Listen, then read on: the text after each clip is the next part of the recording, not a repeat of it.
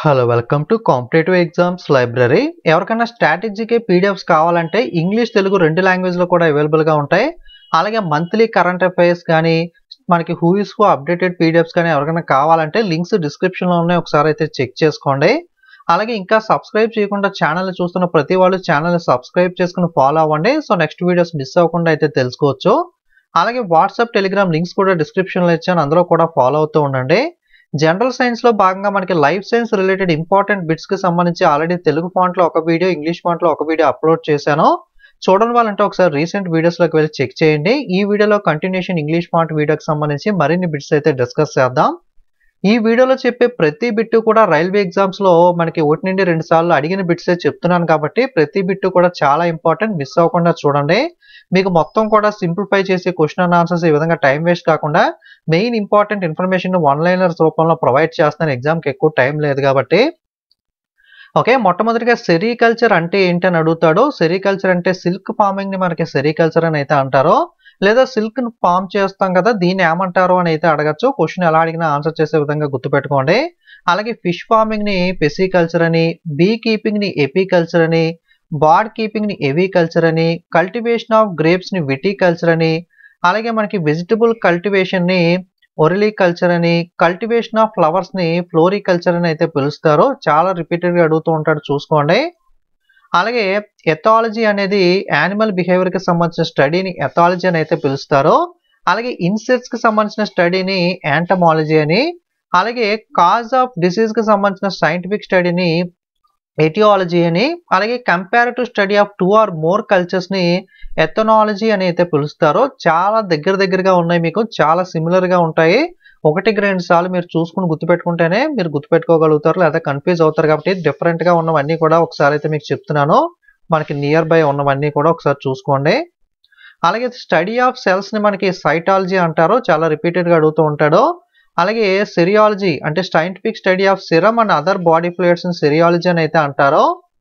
Next ecology అంటే branch of science that deals with the study of interaction between organisms and their environments ని ecology అంటారు. అలాగే blood farming tissues ని కానీ blood కి సంబంధించిన స్టడీని హెమటాలజీ అంటారు. లివర్ కి సంబంధించిన స్టడీని హెపటాలజీ అంటారు. ఓకే, హెమటాలజీ బ్లడ్, హెపటాలజీ అనేది లివర్. అలాగే స్టడీ ఆఫ్ బోన్స్ ని మనకి ఆస్టియాలజీ అని అయితే పిలుస్తారు. అలాగే ఆంథ్రోపాలజీ హ్యూమన్స్ మీద స్టడీని ఆంథ్రోపాలజీ అంటారు. అలాగే ప్యాథాలజీ లేదా ప్లాంట్ ప్యాథాలజీ, ఇది ఏంటి అంటే science of diagnosing and managing the plant diseases, మొక్కల పైన వ్యాధులకు సంబంధించి డయాగ్నోస్ చేసి మేనేజ్ చేసేదాన్ని పైథోపాథాలజీ అని కానీ ప్లాంట్ ప్యాథాలజీ అని కానీ అంటారు. Next edaphology. So okay, edaphology వచ్చేసరికి study of effect of soil and living things. Agrobiology వచ్చేసరికి study of soil science in plant nutrition and its in applications to crop production. Okay, plant nutrition కానీ crop production దానికి సంబంధించిన application కి సంబంధించిన అగ్రోబయాలజీ అంటారు.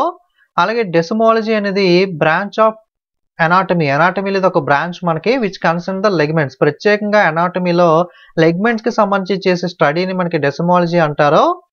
అలాగే andrology అనేది study of infertility and sexual diseases in man. Okay, వీటికి సంబంధించిన దాన్ని ఆండ్రాలజీ అని అంటారు. అలాగే బయో ఎకాలజీ అంటే study of relationship among different living organisms and the natural environment ని బయో ఎకాలజీ అంటారు. వీడియోని స్కిప్ చేయకుండా పూర్తిగా చూడండి, ఇంకా చాలా రకాల బిట్స్ అయితే మనం ఈ వీడియోలో డిస్కస్ చేయబోతున్నాం, ఈ టైపే కాకుండా. నెక్స్ట్ ఆస్ట్రోకాలజీ వచ్చేసరికి స్టడీ ఆఫ్ క్రేఫిష్. అలాగే హెపటాలజీ ఇందాక చెప్పుకున్నాం కదా, లివర్ కి సంబంధించి మనకి concern with the study, prevention, diagnosis and management of diseases that effect the liver ని హెపటాలజీ అంటారు. బ్లడ్ కి సంబంధించిన దాన్ని హెమటాలజీ అంటారు. అలాగే టాక్సానమీ అనేది biology related to the classification of organisms ని టాక్సానమీ అని అయితే అంటారు. అలాగే ఎనాటమీ అనేది body structure of humans and animal human యొక్క బాడీ స్ట్రక్చర్ కి సంబంధించిన సైంటిఫిక్ స్టడీని ఎనాటమీ అని అయితే అంటారు. అలాగే లిమనాలజీ అనేది study of inland aquatic ecosystems ని లిమనాలజీ అని అయితే అంటారు. అలాగే జువాలజీ అనేది స్టడీ ఆఫ్ యానిమల్స్, బయాలజీలో మనకి జువాలజీ బాటనీ ఉంటాయి కదా, బాటనీ మొక్కలకి సంబంధించి, జువాలజీ యానిమల్ కి సంబంధించింది. అలాగే మనకి ఆర్కినాలజీ అనేది స్టడీ ఆఫ్ స్పైడర్స్. ఆంథ్రోపాలజీ అనేది study of human culture or civilization. Apiology అనేది study of honey bees. Cynology అనేది study of canines or domestic dogs. అలాగే మనకి సౌరాలజీ అనేది study of lizards. Okay, god's favourite ఇది. నెక్స్ట్ ఆర్నిథాలజీ అనేది study of birds. Entomology అనేది study of insects. Herpetology అనేది study of amphibians and reptiles.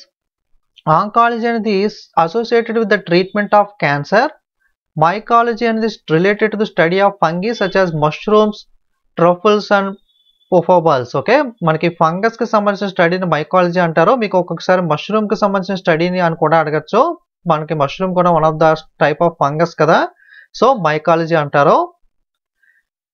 ఆర్నియాలజీ అనేది scientific study of dreams. Okay, dreams కి సంబంధించిన స్టడీని. అలాగే స్టడీ ఆఫ్ పాజెస్ ని మనకి పెలాంటాలజీ అంటారు. ప్రొనౌన్సియేషన్స్ అనేవి కొంచెం డిఫరెంట్ గా ఉంటాయి, ఒకసారి చూసుకోండి స్పెల్లింగ్స్ అనేవి. Study of different type of tissues ని మనకి హిస్టాలజీ అని అయితే అంటారు. అలాగే ఫాదర్ ఆఫ్ టాక్సానమీగా ఎవరిని పిలుస్తారంటే కార్ల్ లెనాస్ అయితే పిలుస్తారు. అలాగే లూయిస్ పాస్చర్ వచ్చేసరికి ర్యాబిస్ వ్యాక్సిన్ అయితే కనుగొన్నాడు కదా. అలాగే థియరీ ఆఫ్ ఎవల్యూషన్ ని చార్లెస్ డార్విన్ కనుగొన్నాడు. ఫాదర్ ఆఫ్ డిఎన్ఏగా ఎవరిని పరిగణిస్తారు అంటే James Watson. Father of taxonomy వచ్చేసరికి Carolus Linnaeus. Okay, so already పైన చూసాం కదా. అలాగే కార్లస్ లినియస్ ని ఫాదర్ ఆఫ్ మోడర్న్ బాటనీ అని కూడా పిలుస్తారు. వెర్మీ కంపోస్టింగ్ అనేది ఏంటి అంటే ఇది ఒక natural process whereby earthworms convert the waste material with rigid structure into compost. Okay, waste material ని మనకి కాంపోస్ట్ గా మార్చే ప్రాసెస్ ని మనకి వెర్మీ కాంపోస్టింగ్ అంటారు. మనకి వానపాములు భూమిలో మనకి సారవంతం అయితే చేస్తాయి కదా నేలని, so earthworms. Okay, vermicasting లో ఏమి యూజ్ అవుతాయి అంటే వానపాములు ఎర్త్ వామ్స్ అనేవి అయితే యూజ్ అవుతాయి. క్వశ్చన్ ఇలా అడగచ్చు, లేదా వెర్మీ కంపోస్ట్ అంటే ప్రాసెస్ ఏంటి అని కూడా అడగచ్చు. Next respiration in earthworms takes place through. Okay, మనకి వానపాముల్లో శ్వాసక్రియ అనేది ఎలా జరుగుతుందంటే మోస్ట్ స్కిన్ ద్వారా అయితే జరుగుతుంది. చేపల్లో మనకి ఎలా జరుగుతుందంటే గిల్స్ మొప్పల ద్వారా అయితే చేపల శ్వాసక్రియను అయితే తీసుకుంటాయి. అలాగే frogs when they are in water they breathe through skin and when on land they breathe through lungs. Okay, ఈ కప్పలు ఏవైతే ఉన్నాయో నీటిలో ఉన్నప్పుడు చర్మం ద్వారానో, ల్యాండ్ పైన ఉన్నప్పుడు లంగ్స్ ద్వారానో మనకైతే శ్వాసక్రియను అయితే తీసుకోవడం జరుగుతుంది. Next Annelida is the phylum that includes earthworm and leech. Okay, ఎనిలిడియాకి సంబంధించి మనకి ఎర్త్వామ్ అండ్ లీచ్ అయితే ఇంక్లూడ్ అయి ఉంటాయి. అలాగే మనకి క్యూటానియస్ రెసిప్రేషన్ అనేది ఎందులో ఉంటుందంటే ఎర్త్వామ్ వానపాముల్లో అయితే ఉంటుంది. అలాగే బటర్ఫ్లై యొక్క లైఫ్ సైకిల్ కూడా చాలా ఇంపార్టెంట్. 4 స్టేజెస్ ఉంటాయి, రిపీటెడ్ గా అడుగుతూ ఉంటాడు. మొట్టమొదటిగా ఎగ్ స్టేజ్ గుడ్డు దశ, అలాగే లార్వా స్టేజ్, అలాగే ప్యూపా దశ ప్యూపా స్టేజ్, అలాగే adult stage. Okay, egg, larva, pupa, adult, ELPA. Okay, గుర్తుపెట్టుకోండి ELPA. ఓకే, సో రిపీటెడ్ గా అడుగుతాడు ఈ క్వశ్చన్ కూడా. అలాగే for insects respiration is separated from the circular system. Insects లో మాత్రం రెసిప్రేషన్ అనేది మనకి సపరేట్ గా సర్క్యులర్ సిస్టమ్ ద్వారా అయితే ఉంటుంది. Oxygen and carbon dioxide gases are exchanged through a network of tubes call trachea. Instead of nostrils insects breathe through opening in the thorax and abdomen call the spiracles. Okay, spiracles ద్వారా అయితే మనకి ఈ insects లో శ్వాసక్రియ అయితే జరుగుతుంది. అలాగే the respiratory organ in cockroach. Okay, బుజ్జింకల్లో రెసిపిరేటరీ ఆర్గాన్ ఏమని పిలుస్తారంటే రెసిపిరేటరీ సెన్సెస్ అని అయితే పిలుస్తారు. అలాగే మస్కిటో యొక్క లైఫ్ సైకిల్ ఎంత ఉంటుందంటే 21 రోజులు అయితే ఉంటుంది. With in 24 hours of developed egg become larva and after the 4-5 days it get converted into the pupa, hence correct order will be. Okay, ఈ దోమ యొక్క మస్కిటో యొక్క లైఫ్ సైకిల్ ఎలా ఉంటుందంటే egg, larva, pupa, Imago. Okay, ఇది కూడా అడుగుతూ ఉంటాడు చూసుకోండి. లైఫ్ సైకిల్ వచ్చేసరికి 21 రోజులు అయితే ఉంటుంది. Next phylum Arthropoda is the largest phylum of the animal kingdom. Animal kingdom లో లార్జెస్ట్ పైలం ఏదంటే phylum Arthropoda. Scientific name of the house fly. Scientific name of the house fly ఏమంటారంటే మనకి Musca domestica. ఇది కూడా repeated గా అడిగాడు last time మనకి. Next 4 pair of eyes అనేవి ఎందులో ఉంటాయంటే స్పైడర్స్ లో అయితే ఉంటాయి. Okay, but they don't have the clear vision. Spider belong to the పైలం ఆర్థోపెడా. పైలం ఆర్థోపెడా జాతికి చెందిన స్పైడర్స్ అనేవి 4 pair ఆఫ్ ఐస్ అయితే ఉంటాయి, బట్ అంత క్లియర్ విజన్ అయితే ఉండదు వాటికి. And animals such as snails individuals can change their sex. Okay, so మనకి సెక్స్ ని చేంజ్ చేసుకునే యానిమల్ ఏది అని అడిగితే కనుక స్నేల్ అనేది అయితే అవుతుంది. సో జెనెటికల్ గా సెక్స్ డిటర్మైన్ చేయని యానిమల్ ఏది అని అడిగినా సరే స్నేల్ అయితే ఆన్సర్ అవుతుంది. Sex is not genetically determined in the snails. Because the snail is attached to the female, it will become male. In such a snail is removed from it's attachment it will become female. Okay, ఇది కూడా రిపీటెడ్గా అడుగుతూ ఉంటాడు, important question మనకి. Next organisms అనేవి పైలంకి సంబంధించినవి. ఎర్త్వామ్ అనేది ఎనిలిడా, cockroach అనేది ఆర్థోపెడా, స్టార్ ఫిష్ అనేది ఎచినోడెర్మాటాకి అయితే చెందినది. అలాగే ఆక్టోపస్ అనేది మనకి పైలం మొలాస్కాకి చెందిన జీవి. Octopus contains respiratory pigment like haemocyanin due to which the colour of the blood is blue. Octopus లో మనకి రెసిపిరేటరీ పిగ్మెంట్ హిమోసినానిన్ కలిగి ఉండటం వల్ల దాని యొక్క బ్లడ్ అనేది బ్లూ కలర్ లో అయితే ఉంటుంది. Water vascular system is found in which. Okay, water vascular system ఎందులో చూడొచ్చు అంటే సీ క్యుకుంబర్లో అయితే ఉంటుంది. అలాగే మనకి సాలమండర్లో కానీ ఫ్రాగ్ కప్పలో కానీ 3 గదుల గుండె అయితే ఉంటుంది. ఈ క్వశ్చన్స్ కూడా రిపీటెడ్గా అడుగుతూ ఉంటాడు, ఎన్ని గదుల గుండె ఉంటాయి ఎందులో అని చెప్పి. మనకి ఫ్రాగ్లో కానీ ఫ్రాగ్ సాలమండర్ 3 కదా. Next tiger, crocodile, ostrich, penguin, bat, whale అయితే 4 ఛాంబర్ హార్ట్ అయితే ఉంటుంది, 4 గదుల గుండె. అలాగే చేపలు అయితే 2 గదుల గుండె అయితే ఉంటుంది. ఒక్కొక్కసారి ఒక్కొక్క దగ్గర డిఫరెంట్గా ఇస్తూ ఉంటాడు. ఒకసారి మీరు కూడా వెరిఫై చేసుకుని కంప్లీట్ లిస్ట్ అయితే చూసుకోండి, వీటి మీద కూడా అయితే అడుగుతూ ఉంటాడు. అలాగే కాక్రోచ్లు అయితే లేదా 12 లేదా 13 గంటల గుండె అయితే ఉంటుంది కాక్రోచ్ బొజ్జింకల్లో అయితే. అంబియన్స్ అండ్ మోస్ట్ రెప్టైల్స్ అనే వాటికైతే మనకి 3 ఛాంబర్ అయితే ఉంటుంది, 2 ఆర్ట్రియా అండ్ సింగిల్ వెంట్రికల్ అయితే ఉంటుంది. Okay, ambience and most reptiles లో అయితే. ఓకే, ఫిష్ వచ్చేసరికి 2 ఛాంబర్ హార్ట్, 1 ఆర్ట్రియా అండ్ 1 వెంట్రికల్ ఉంటుంది. అంబిబియన్స్ అండ్ రెప్టైల్స్ లో 3 ఛాంబర్, 2 ఆర్ట్రియా అండ్ 1 వెంట్రికల్ అయితే ఉంటుంది. బాట్స్ అండ్ మమ్మల్స్ లో అయితే 4 ఛాంబర్ అయితే ఉంటాయి, 2 ఆర్ట్రియా అండ్ 2 వెంట్రికల్స్ అయితే ఉంటాయి. 12 లేదా కొన్నిసార్లు 13 కూడా ఉంటాయి. 12 and 13 హార్ట్ ఏది అంటే యానిమల్ మనకి కాక్రోచ్ బొజ్జింక్ అయితే అవుతుంది. నెక్స్ట్ హైలా అనేది దేని పిలుస్తారంటే కనుక ట్రీ ఫ్రాగ్ ని మనకి హైలా అని పిలుస్తారు.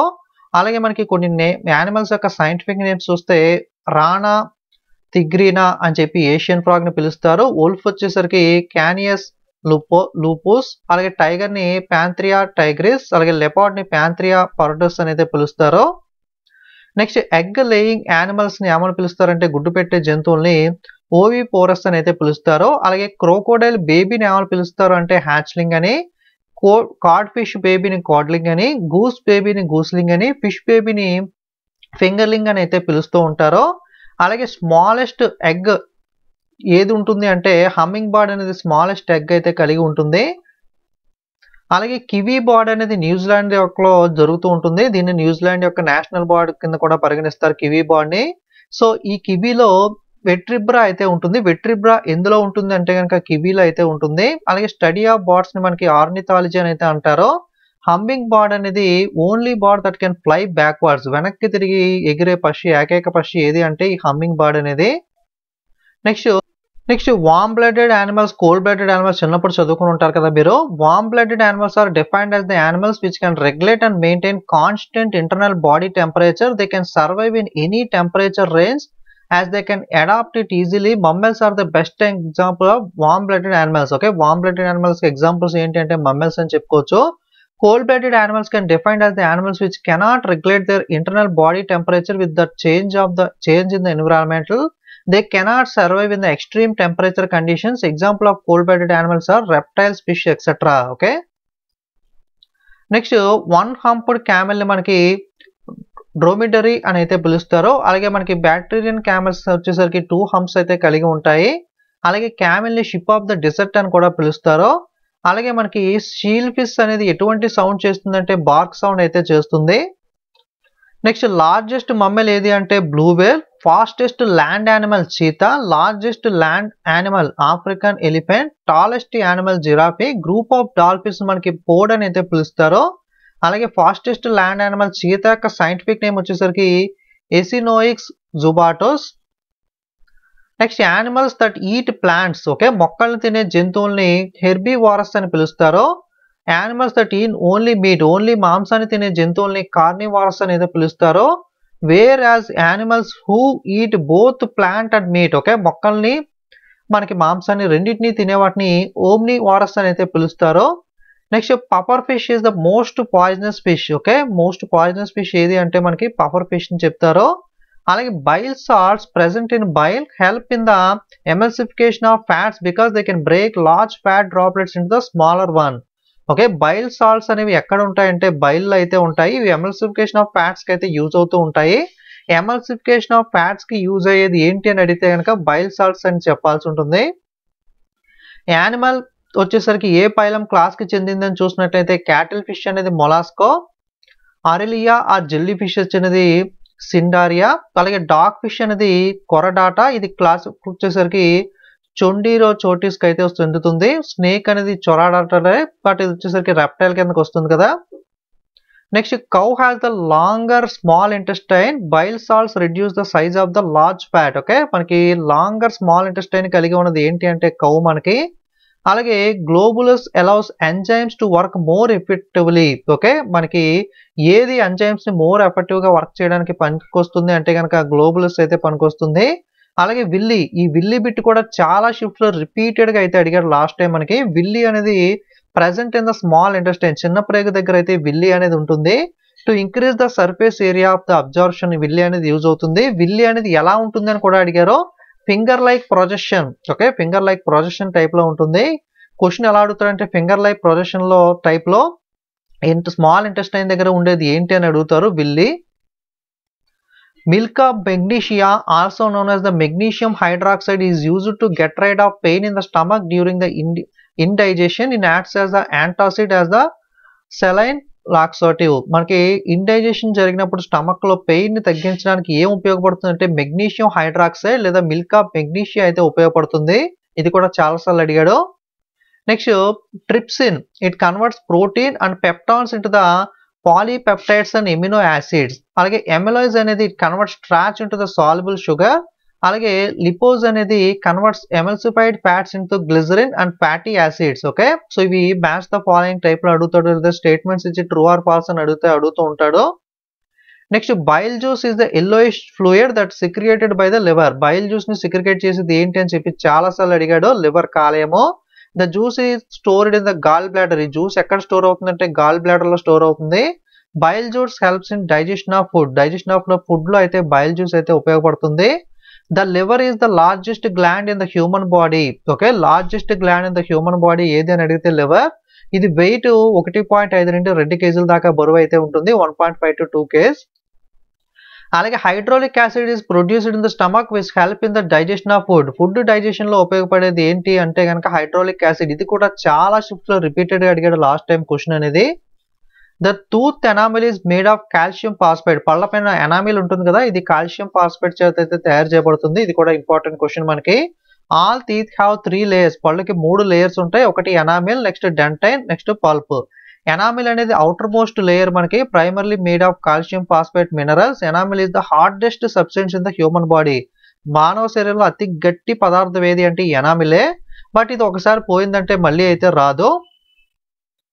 On average human tongue has 2000 to 8000 taste buds. Okay, మానవ శరీరంలో నాలుక పైన ఎన్ని టేస్ట్ బర్డ్స్ ఉంటాయంటే 2000 నుండి 8000 వరకు టేస్ట్ బర్డ్స్ అయితే ఉంటాయి. Next gustatory receptors are present on the tongue which spread evenly across the taste buds. Their main function is to provide the sense of taste. ఈ టేస్ట్ బర్డ్స్ ఉంటాయి కదా, sense of taste చూడడానికి ఉపయోగపడేది ఏంటి అంటే కనుక మనకి gustatory receptors అయితే మనకి దీనికి ఉపయోగపడతాయి. Next process of food digestion ఎలా ఉంటుందంటే first ingestion, next digestion, absorption, assimilation, next defecation. Okay, so ఈ విధంగా ఆర్డర్ అయితే ఉంటుంది చూసుకోండి. అలాగే మెజారిటీ ఆఫ్ ఫుడ్ డైజెషన్ ఎక్కడ జరుగుతుందంటే స్మాల్ ఇంటెస్టైన్, చిన్న ప్రేగుకి రీచ్ అయిన తర్వాత అయితే జరుగుతుంది. Human saliva contains about 99% water and remaining 1% enzymes. Okay, మనకి ఏదైతే ఉంటుందో దీంట్లో 99% వాటర్ అంటే 1% ఎంజైమ్ ఉంటుంది. ఎంజైమ్ లో మెయిన్ గా 2 రకాలు ఉంటాయి, పైటోలిన్ అండ్ లైజోజోమ్ అయితే ఉంటుంది. ఈ పైటోలిన్ ని మనకి ఎమలైజ్ అని కూడా పిలుస్తారు. The compose starch present in the food into maltose sugars. Okay, ఇది కూడా అడుగుతూ ఉంటారు చూసుకోండి. Iron is needed for the formation of haemoglobin in a part of red blood cells that carry oxygen and remove carbon dioxide from the body. Iron deficiency causes anaemia. Iron లోపం వల్ల వచ్చే వ్యాధి anaemia. So iron అనేది మనకి దేనికి ఉపయోగపడుతుంది అంటే formation of haemoglobin and part of red blood cells లో పార్ట్ గా ఐరన్ ఉంటుంది. ఇది ఆక్సిజన్ ని క్యారీ చేసి కార్బన్ డైఆక్సైడ్ ని రిమూవ్ చేస్తూ అయితే ఉంటుంది. Universal donor in a person who can donate blood to any recipient of the blood group. Although people of O blood type are commonly known as the universal blood donors. Okay, O blood group ని universal blood donors అని, O negative వాటిని universal donors అని అయితే పిలుస్తూ ఉంటారు. Okay, రెండు కూడా universal blood డోనర్సే, బట్ ట్రూ వచ్చేసరికి ఓ నెగిటివ్ కింద అయితే చెప్తారు. నార్మల్ సిస్టోలిక్ ప్రెషర్ అనేది మనకి 120 ఉంటుంటే నార్మల్ డయాలిస్టిక్ ప్రాసెస్ అనేది 80 ఉంటుంది. 120/80 కామన్ బీపీ కదా. అలాగే సిస్టోలిక్ అంటే ఏంటి అంటే it measures the pressure in your arteries when your heart to beats. అలాగే డయాలిస్టిక్ అనేది it measures the pressure in your arteries when your heart rest between beats. Okay, so heart మనకి ఏదైతే beat అవుతుందో దాన్ని systolic అంటారు arteries లో. అలాగే మనకి ఆర్టరీస్ లో హార్ట్ రెస్ట్ బిట్వీన్ బీట్స్ మధ్యలో ఏదైతే రెస్ట్ ఉంటుందో దాన్ని డయాలిస్టిక్ అని అయితే అంటారో. Which blood cells help in the clotting of blood and stop bleeding. Okay, blood అనేది క్లాట్ కాకుండా స్టాప్ బ్లీడింగ్ చేసేది హెల్ప్ అయ్యేది ఏంటి అంటే ప్లేట్లెట్స్ ఉపయోగపడతాయి. అలాగే వైటమిన్ వచ్చేసరికి వైటమిన్ బ్లడ్ క్లాటింగ్ లో వైటమిన్ కే అయితే ఉంటుంది కదా. అలాగే అడల్ట్ హ్యూమన్ హార్ట్ వెయిట్ అనేది అప్రాక్సిమేట్ గా 250 నుండి 350 గ్రాములు ఉంటుంది. ఇది అప్రాక్సిమేట్ గా మన బాడీ వెయిట్ లో 0.45% అయితే హార్ట్ వెయిట్ అయితే ఉంటుంది. అలాగే ఆర్బీ రెడ్ బ్లడ్ సెల్స్ అనేవి హ్యూమన్ బాడీలో ఉంటాయి. Do not contain mitochondria. RBCs are formed in the bone marrow. ఎక్కడ ఫామ్ అవుతాయి అంటే బోన్ మ్యారోలో ఫామ్ అవుతాయి. అలాగే దీంట్లో మనకి హిమోగ్లోబిన్ అయితే ఉంటుంది. The nucleus is absent in RBC. అలాగే మైటోకాండ్రియా కూడా ఉండదు. యావరేజ్ లైఫ్ స్పాన్ వచ్చేసరికి 120 డేస్ 120 రోజులు అయితే ఉంటుంది. అలాగే blood group was first discovered by the Nobel లారెన్స్ కార్ల్ ల్యాండ్స్టైనర్ ఇన్ 1900. రక్త వర్గాలను 1900 సంవత్సరంలో కార్ల్ ల్యాండ్స్టైన్ అయితే కనిపెట్టాడు. అలాగే నార్మల్ అడల్ట్ హ్యూమన్ వచ్చేసరికి బ్లడ్ ఎంత ఉంటుంది అంటే వెయిట్ లో 1/10 పార్ట్ అయితే ఉంటుంది. అప్రాక్సిమేట్ గా 4.5 to 5 లీటర్స్ అయితే ఉంటుంది. pH అంటే power of hydrogen full form వచ్చేసరికి హ్యూమన్ బ్లడ్ యొక్క pH ఎంత ఉంటుంది అంటే 7.4. ఈ pH వాల్యూస్ కూడా చూసుకోండి, వీటి మీద కూడా క్వశ్చన్ అడుగుతాడు. అలాగే హార్ట్ రేట్ ని పేషెంట్స్ లో కంట్రోల్ చేసే పరికరం ఏంటి అంటే పేజ్ మేకర్. మనకి హార్ట్ ఇష్యూ ఉన్న వాళ్ళకి కొంతమందికి పేజ్ మేకర్ అనేది అయితే మనకి ఆపరేషన్ చేసి లోపల అయితే ఇన్సర్ట్ చేస్తారు కదా, మీరు మూవీస్ లో కూడా చూసుంటారు. ఓకే, సో ఇది మనకి బయాలజీకి సంబంధించిన మరికొన్ని వన్ లైనర్స్ అనేవి, ఇంకా మరికొన్ని బిట్స్ అనే వాటిని అయితే నెక్స్ట్ పార్ట్ లో అయితే డిస్కస్ చేస్తాం. మొత్తం అన్ని కూడా ఒకే వీడియోలో చెప్తే మీకు కూడా హెవీ అయిపోతుంది కదా, అందుకే ఇక్కడతో వీడియోని అయితే స్టాప్ చేస్తున్నాను. పీడిఎఫ్స్ ఎవరికైనా కావాలంటే వీడియో డిస్క్రిప్షన్ లో లింక్స్ లో చెక్ చేసుకోండి. నెక్స్ట్ అప్లోడ్ చేసే వీడియోస్ నేను మిస్ కాకూడదు అనుకుంటే తప్పకుండా ఛానల్ ని సబ్స్క్రైబ్ చేసుకుని పక్కన ఉన్న బెల్ మీద క్లిక్ చేసి ఆల్ అనే బటన్ మీద ట్యాప్ చేసినట్లయితే నేను కొత్త వీడియో అప్లోడ్ చేసినప్పుడు మీకు నోటిఫికేషన్ అయితే వస్తుంది. అలాగే వీడియో మీకు యూజ్ అయినట్లయితే ఖచ్చితంగా ప్రతి వాళ్ళు లైక్ కామెంట్ షేర్ చేయడం మర్చిపోకండి. ఎక్కువ మంది చూసి ఎక్కువ లైక్స్ కామెంట్ షేర్ చేస్తే నాకు ఎక్కువ ఇంట్రెస్ట్ గా వీడియోస్ చేయడానికి అయితే ఇంట్రెస్ట్ అయితే వస్తుంది. కాబట్టి మిస్ అవ్వకుండా లైక్ కామెంట్ షేర్ చేయండి. అలాగే వాట్సాప్, టెలిగ్రామ్, ఇన్స్టాగ్రామ్ లింక్స్ కూడా డిస్క్రిప్షన్ లో ఇచ్చాను, అందులో కూడా ఫాలో అవుతూ ఉంటే ఎటువంటి అప్డేట్స్ మీరు మిస్ అవ్వకుండా తెలుసుకోవచ్చు. Okay, thank you.